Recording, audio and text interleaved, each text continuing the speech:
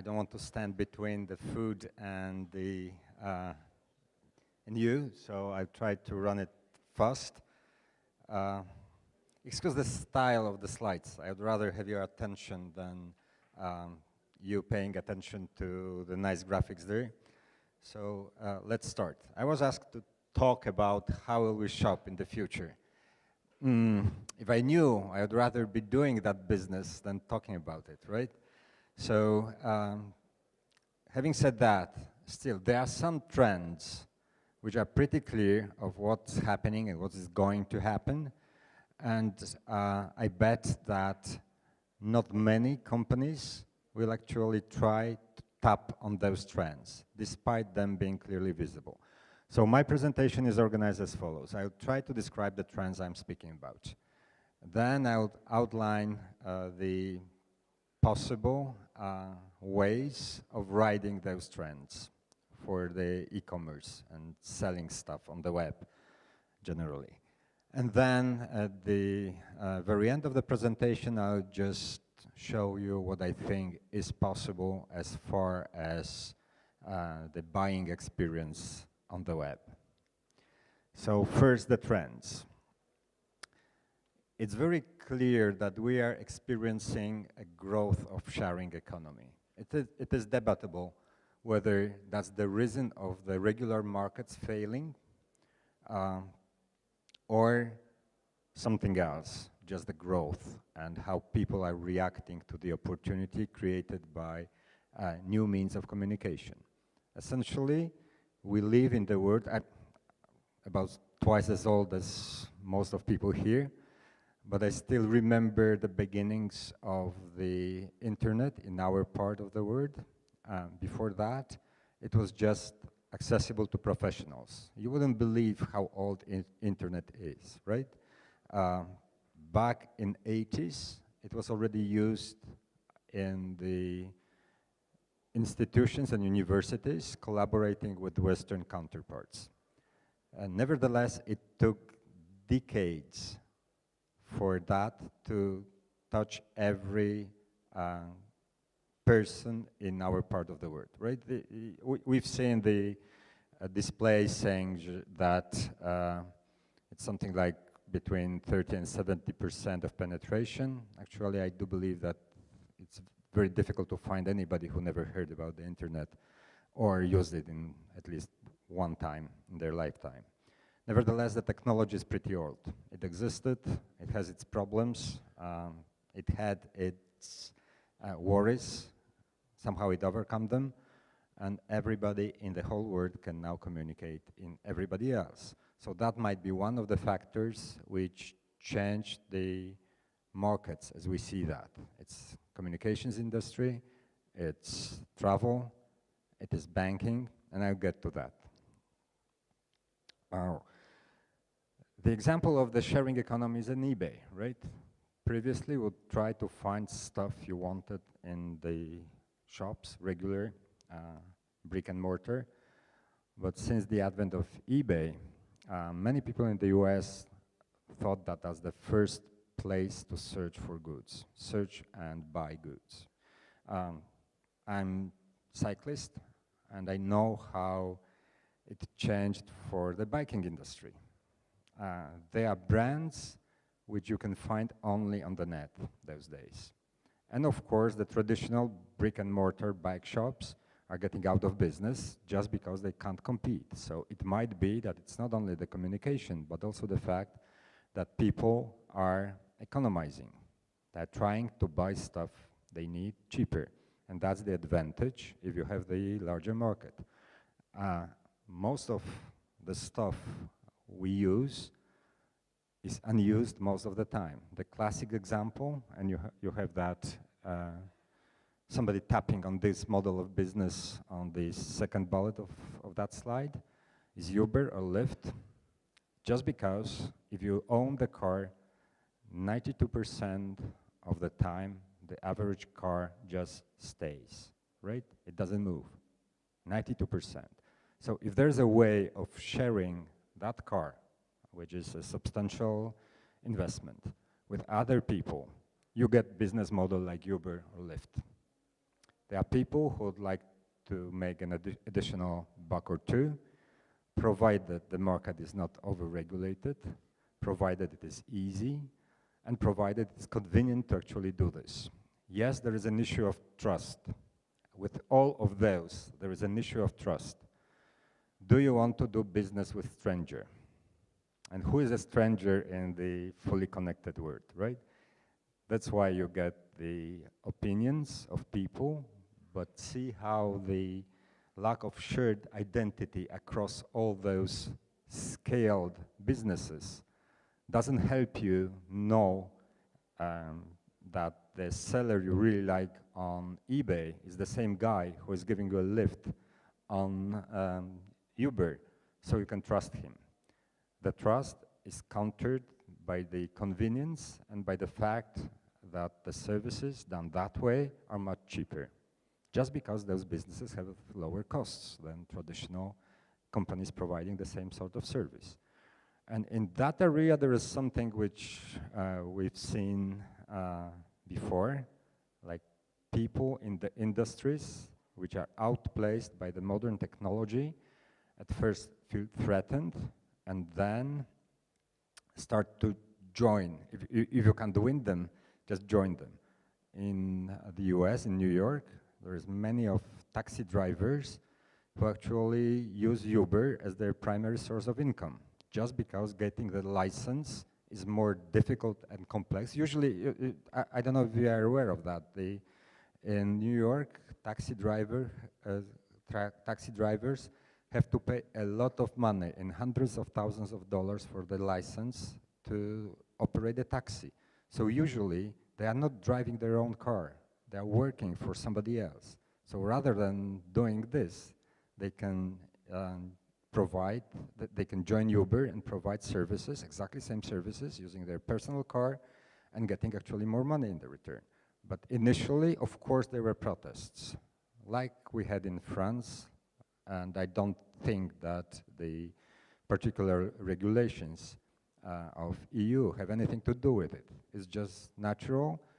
It's just the realization that you can actually benefit from that switch. More of those industries utilizing the trend that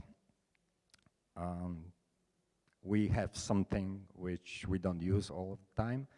This is the Airbnb, hotels tonight, unused capacity. There is a value in making that available. It was very difficult, where it would be very difficult were it not for the communication, right?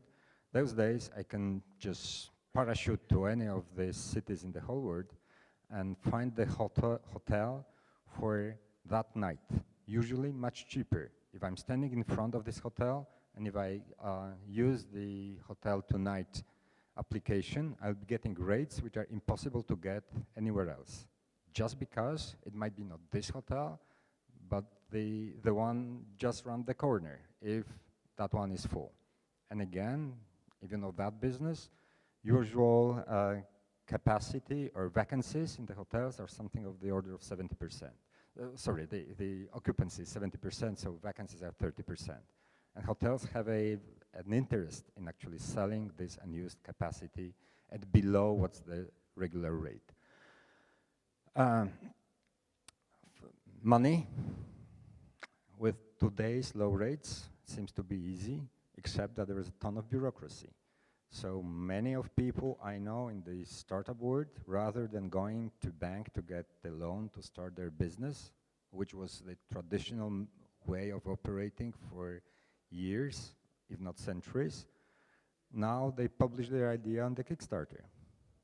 And then you got crowd financing of the idea you want to run. Yet again, this means that people who have actually spare cash, not a lot, just tiny bit, but there's sufficiently many of them, thanks to the communication which we got those days, can start their business using this. So it's not only transportation, it's also banking, and other industries which explore the same trend, right? So let me go to the next slide. Yet another trend to exploit is the growth of global market. And I'm not talking about something as obvious as the traditional businesses going online.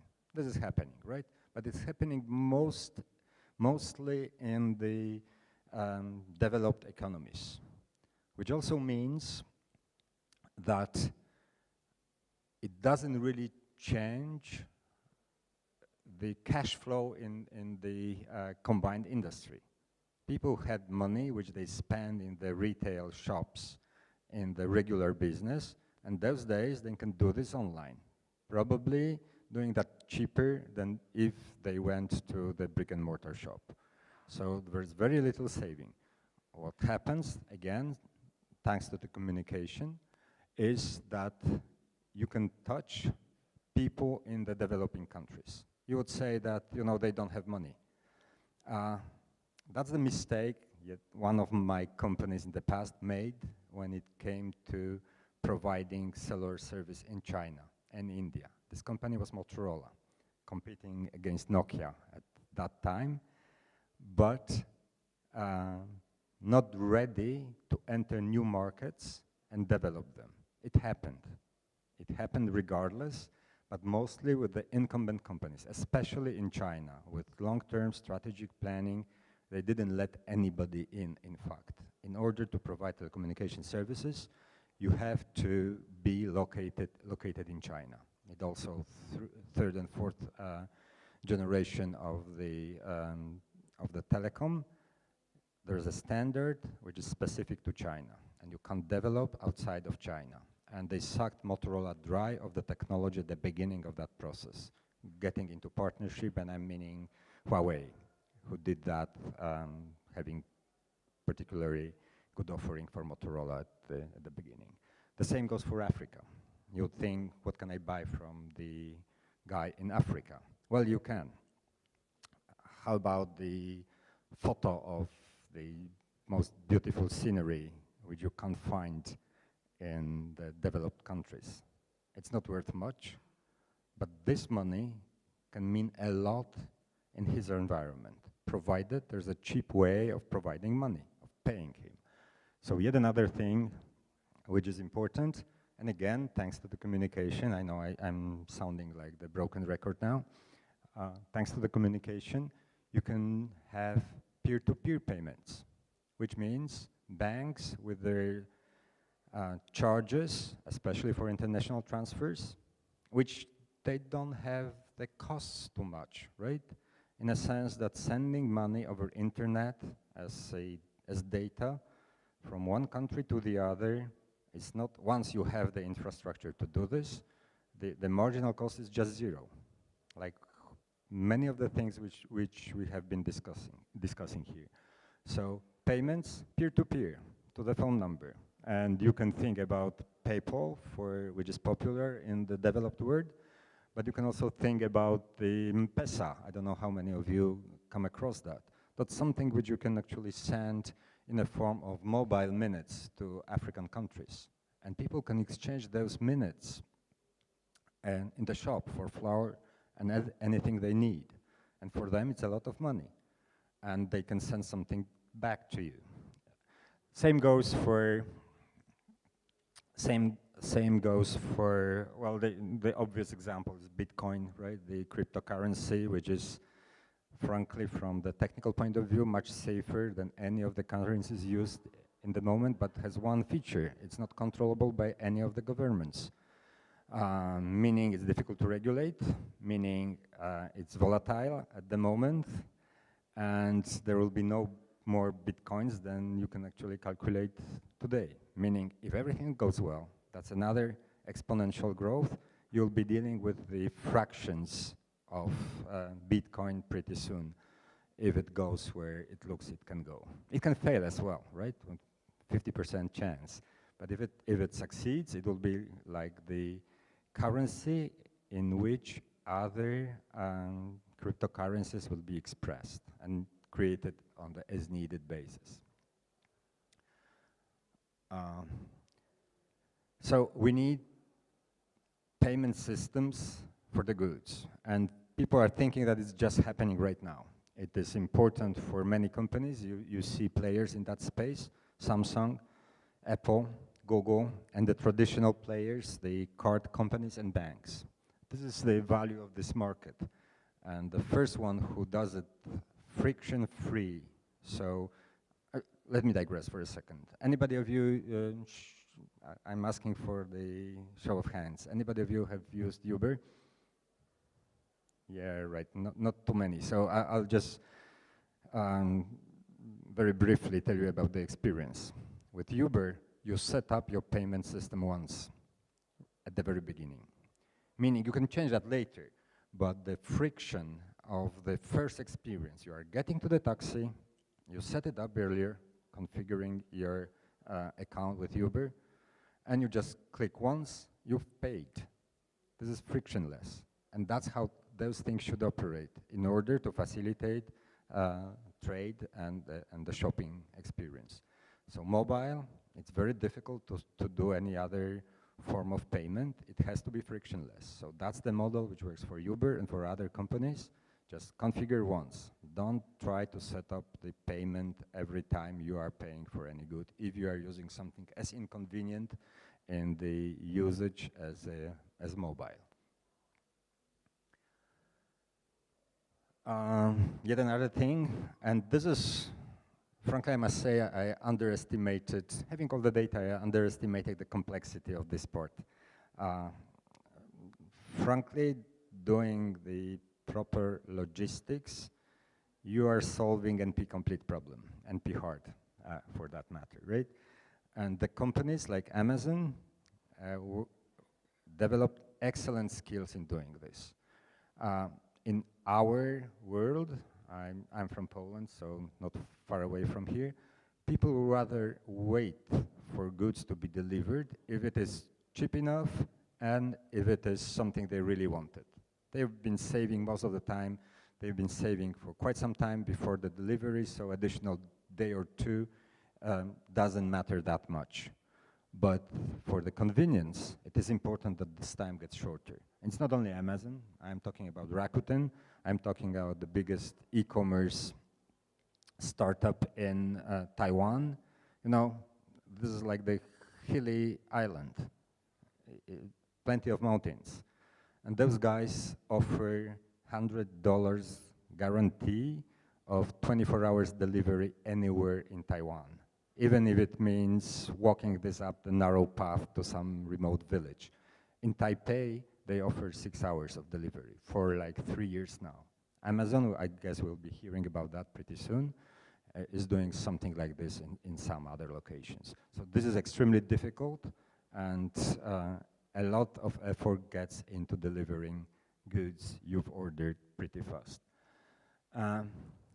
What are solutions? Of course, you can do something Uber-like, so you'll be delivering somebody else's packages on your way because you are driving that way anyway. Yeah, setting this system is a problem. Yes, there's a problem of trust. As with any other of those could be solved.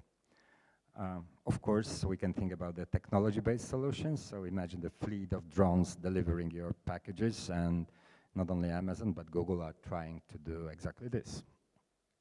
So those are things which we can see, which are changing.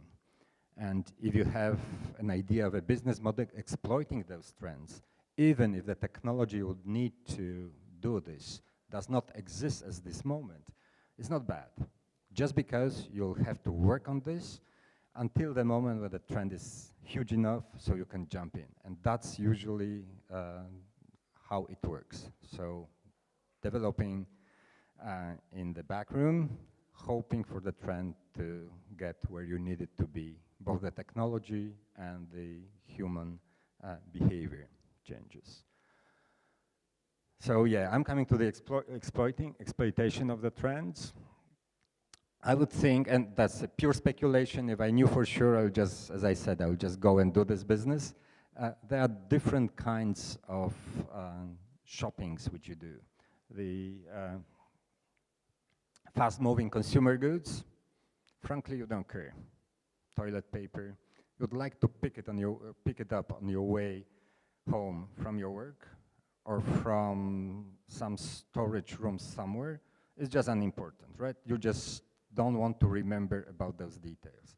So somebody eventually making that local production and supplying the substances needed for that production close to you will actually make a viable business. You'll just have that produced on demand just for you, cheap and easy. Think electricity in the mains we have in our rooms. I believe that that part will go that way. The other thing is exploring. That's the whole big data thingy which goes there. Relations between products and user profiles. People are having big hopes about this, but I would think that actually, yeah, I would say, show me the money, right? How much better recommendation can you get to actually buy stuff you didn't want to buy, right? Is it impulse buying? You have to have the free returns in case you don't like this stuff. So eventually, it's not really viable business model. I'm not so sure, despite I have a past with Google as well, and we did a lot doing understanding our users, but still, the investment in big data, understanding users, still has to pay. And I would say it's like 20% of the uptick, because we know you particularly very well, is something we can count on, not much more. So it's not this exponential trend building on itself. And the third one is also very difficult in the internet, just because for the pleasure buying, you will be willing to touch and smell and look at the stuff you are buying, right? I'm not the best person to talk about the fashion, but that's what people who are into it tell me, that buying fashion on internet is difficult just because you want to touch, you want to feel the texture of the fabric, you want to try it on, make sure that the color suits you. Part of that can be dealt with the technology, and it is something which I'll come to. So, repeating what I said, you can read this on this slide. So I would think that there would be a room for the locally made, locally delivered goods. It's either 3D printing on other methods, but eventually stuff which is common use will be produced locally. Thanks to the communication, you can have goods from some other part of the world delivered to you. There is something which I'm running out of time still. I need to mention that. I've been hearing a guy who runs Media Lab from MIT himself, understanding that his conventional innovation place, and he sends his students to Shenzhen for manufacturing. Their proof of concepts are manufactured in millions of copies. So the manufacturing at scale is easy for them. And he sees something which happened before in Silicon Valley, as far as software is concerned, happening in Shenzhen. People exchanging information, people breaking law. If you think that in Silicon Valley people abide by the law, you're wrong. They sign NDAs and they sign non-competition agreement. Both are broken. And that exchange made the Silicon Valley. So something like this is happening in Shenzhen with regard to manufacturing. Things that didn't exist can exist because different people know different things, how to make them. And they ignore the IP of the original company ordering those goods. I think it's pretty boring, so I'll get to something which might be more interesting. With the augmented reality, many of those things which are hard on internet can be made easier. And it is not about the displays on the walls anywhere. Imagine that you can have the contact lenses, which are also a display, augmenting the reality you are seeing through those lenses. It's not a pipe dream, it's something which is actually existing.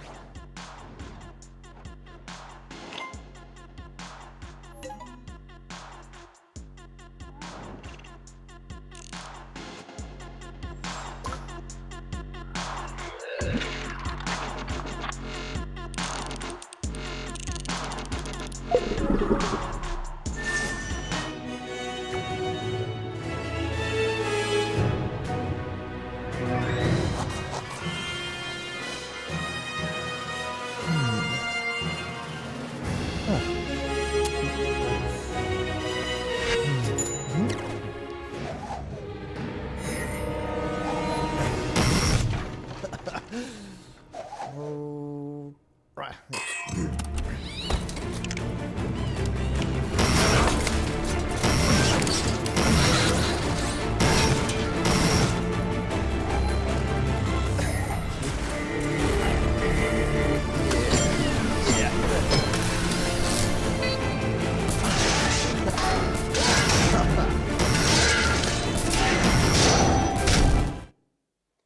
As you see, you have just bought, downloaded, and played the game in the single uninterrupted experience. And that might be the future of shopping.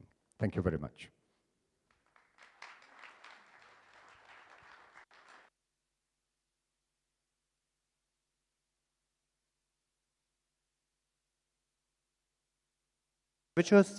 And today I'm going to talk about the parallel of the trends in e-commerce and e-payments, or just in a way how we shop and how we pay. Because as for the last couple of decades, or at least like 2 decades, we have seen that like they're kind of moving in parallel. And I'm actually from the finance background. I haven't done much, sorry.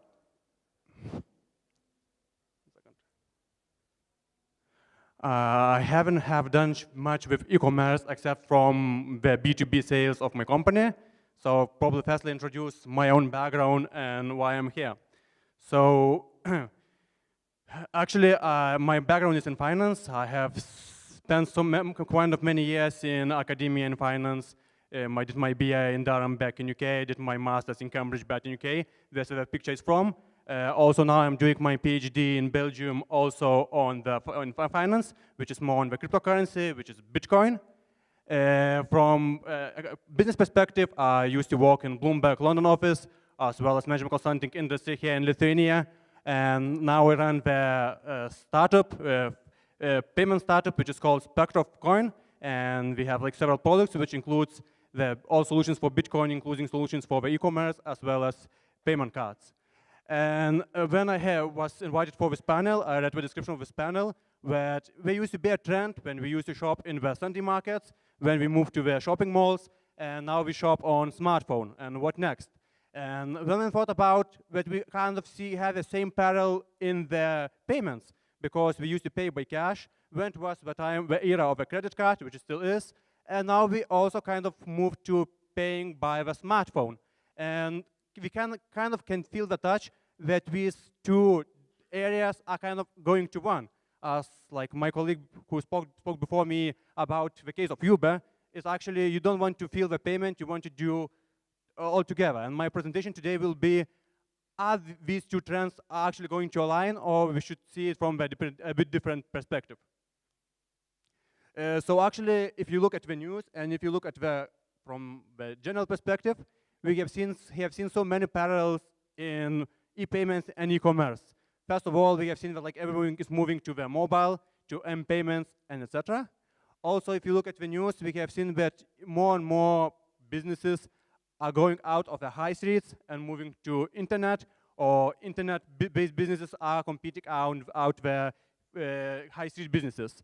So we have seen the same thing in banking, in States, UK, all Europe.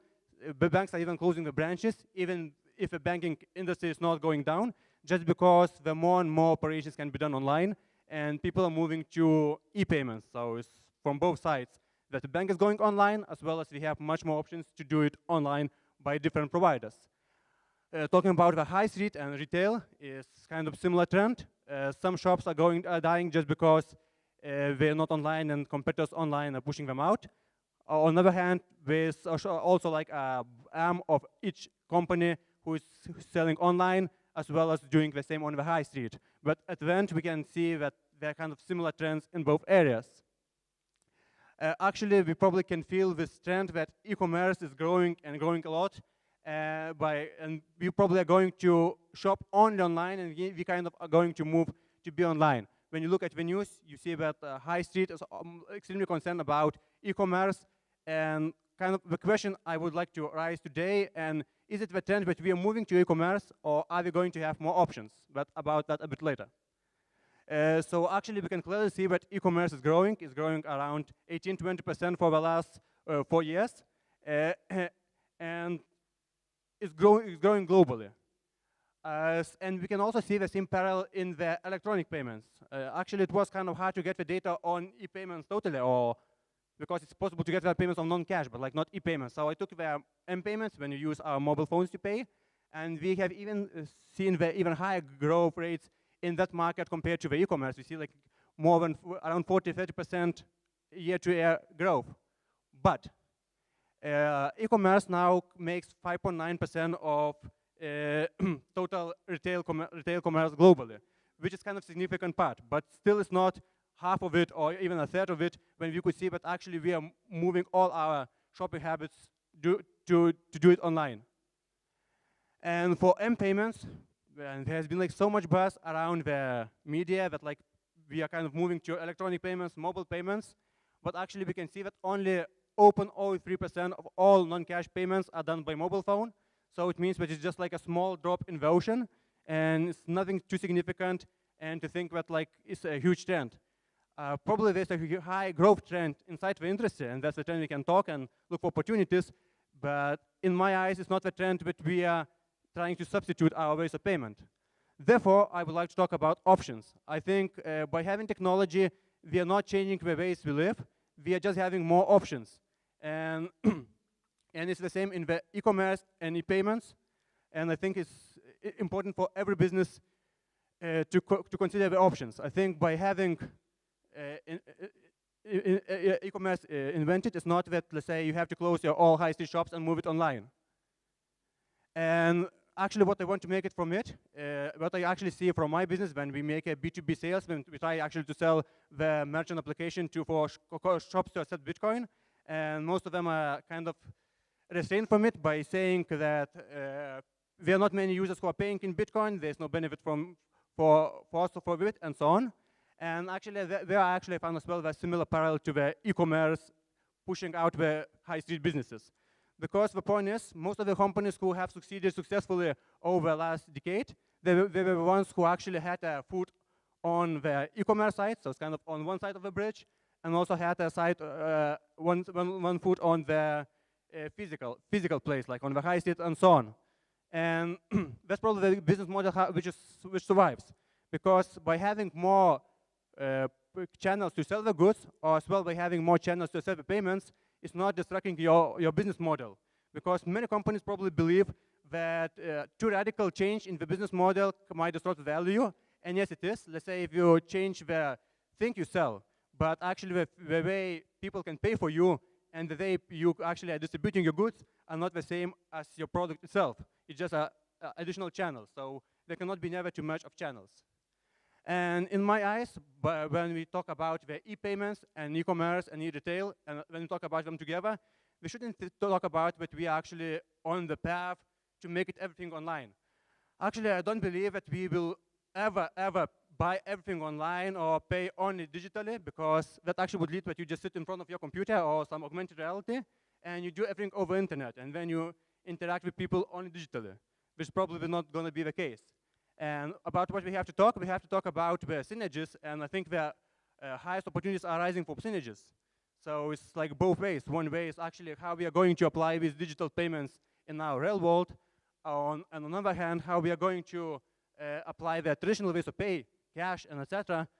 Online. As for example, like in the developed markets, there are many people who already have business credit cards, debit cards, and they think it's as a given. While still, if you think, there are kind of many people who are unbanked for some other reason, even in developed countries. Therefore, for example, in India, you have less than 10% of people who already actually have a credit card, a debit card. So for them, all of most convenient ways of payment are kind of closed. So there have been this trend in the past about cashless society, and then like everyone will be paying at least by the card, or now we move to mobile payments. And actually, this month it was been 1 year of since Apple Pay was introduced. There was a nice report on Bloomberg why it hasn't succeeded, and the reason is very simple, because it's not so hard to take your credit card out, okay, or cash out, and to pay for your coffee, for the things you buy. You don't have to use your phone. And actually, like my company, they have a mobile wallet for Bitcoins to make it easier to say, let's say to pay in physical wallet. They have some merchants who you can buy lunch and so on by paying in Bitcoin from our wallet and etc. But from my side, it's a nice to have feature, and some people are using it, and it's nice to promote Bitcoin, but I haven't seen much more benefit.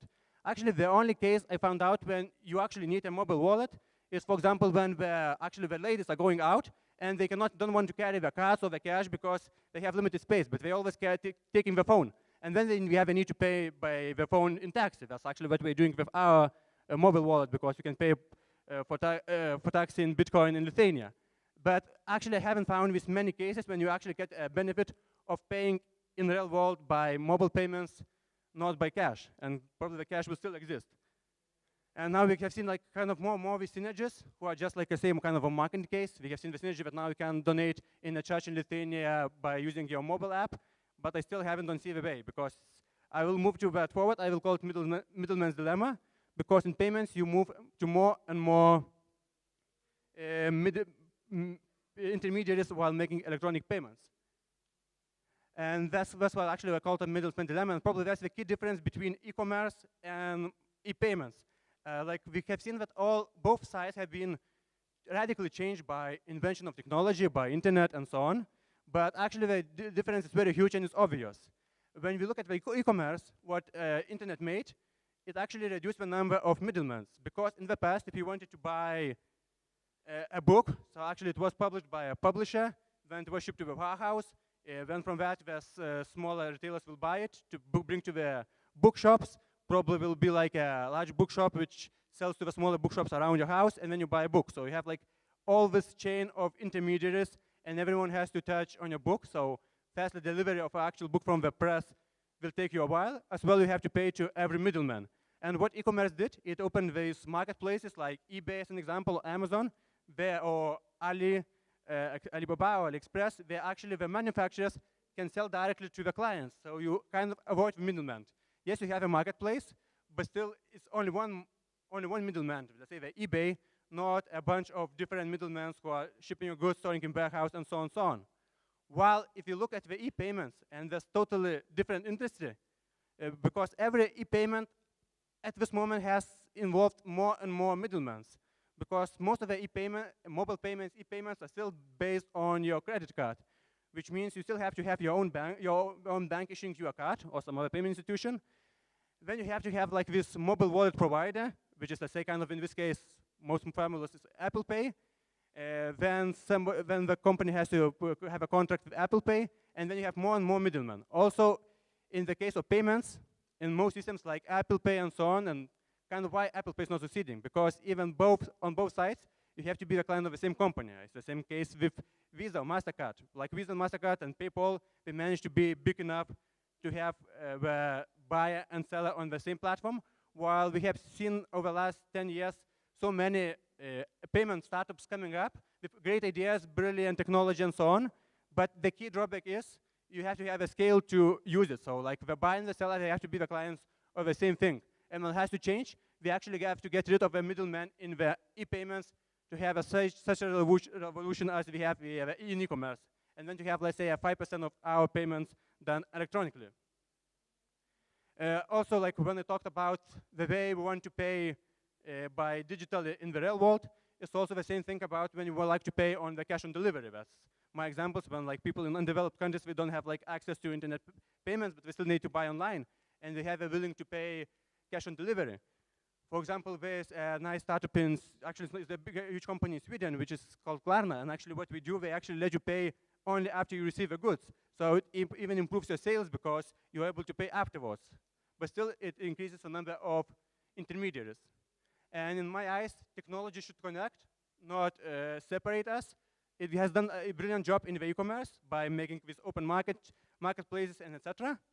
While if you look to e-payments, it actually just included more and more middlemen in the chain, which actually not only makes it, let's say, slower, more complicated. Usually it makes it actually easier because you have nice interfaces, but actually it makes your transactions more expensive. So the question is, do we already have some solutions for it? So actually, I would like just talk about one of these potential options. It's the Bitcoin. Maybe Bitcoin will not succeed in the long term, but it's, let's say, the way of how we actually changing the ways we pay, because the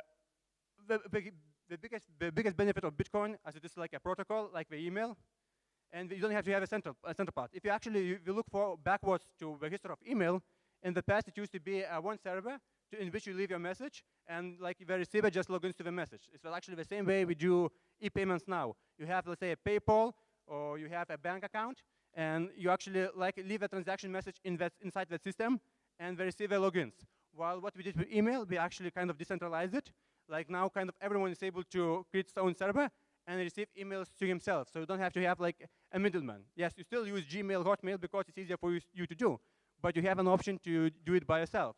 And in my eyes and my company eyes, is the same way with Bitcoin. Because in Bitcoin, you can be independent and you can set payments straight away, so which reduces a lot of boundaries, such as you don't have to be a client of any company, which means you can accept payments straight away.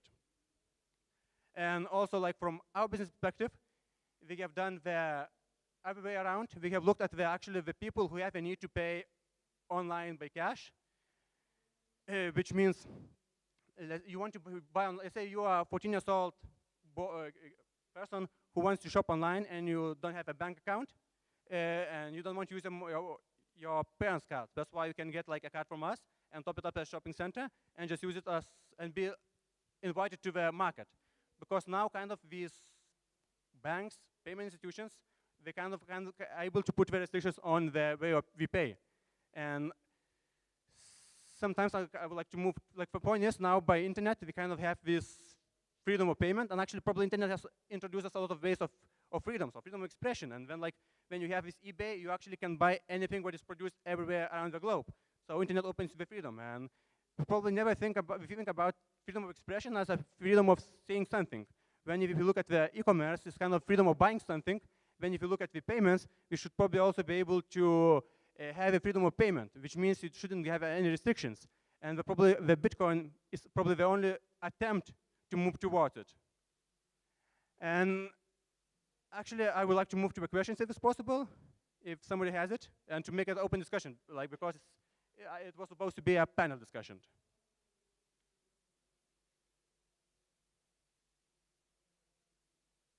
Any questions, anyone?